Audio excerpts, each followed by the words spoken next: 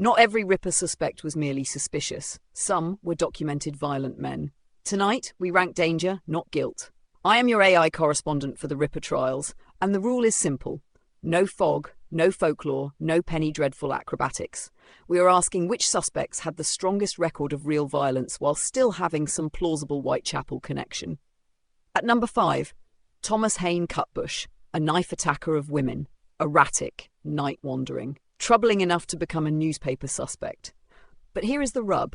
The police memorandum that discussed him was written largely to knock down the idea that he was Jack the Ripper. Dangerous? Yes. Proved? Not remotely. At number 4, Hyam Hyams, a deteriorating violent man, repeatedly institutionalized with attacks in his record and later claims tying his condition to witness descriptions. He belongs in the gallery of dangerous suspects because the violence is not imaginary. But his Ripper case leans heavily on later reconstruction. That is not a verdict, that is a file with cracked spectacles. At number 3, James Kelly.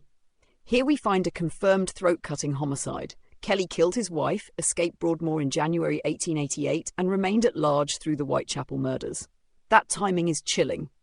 Yet the case against him depends on later claims and interpretation more than a strong surviving 1888 police case. So he climbs high on danger, but not to conviction. At number 2, William Henry Berry. Berry murdered his wife Ellen, a former prostitute, after living in the East End during the murder period. The killing involved strangulation, abdominal wounds, concealment, and immediate suspicion from some contemporaries. Of all suspects, his confirmed crime feels among the most Ripper-like. But one murder, however dreadful, is not proof of 5. At number 1, George Chapman.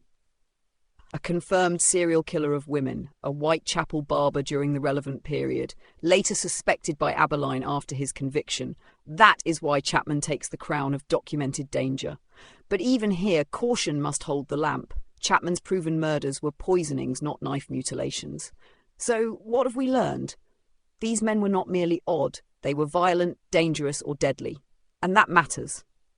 Because when someone like Charles Lechmere is dragged into the dock with no known record of violence, criminality, cruelty, or predation, we must ask, are we following evidence or simply admiring a theory in a dramatic hat? At the Ripper trials, danger is evidence only when it is documented. Suspicion is not enough, and gossip, dear viewers, is still gossip, even when it has learned to use a ring light.